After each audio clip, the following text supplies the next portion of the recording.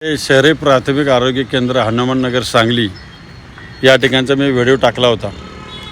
या ठिकाणी जे रोलिंग केलं हे कशासाठी केलं, का केलं याचं काही समजून आलं नाही। ह्याला खड्डा का केला, ह्याला लाईन लेवल नाही आहे, कुठल्याही प्रकारची मजबूती नाही आहे, याबाबत मी हे टाकलं होतं।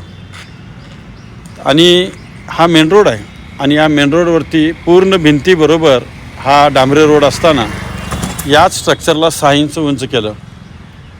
आणि हा व्हिडिओ मी टाकल्यानंतर कॉन्ट्रॅक्टर महाशयानी आपलं डोकं चालवलं। तिन्ही बाजूनं या 6 इंच जे उंचवटा होता त्याला माती टाकून घेतली डांबरीवर। हे बघा, ही पूर्ण माती अशी टाकून घेतली आणि हा 6 इंचाचा उंचवटा त्याला मॅच केला।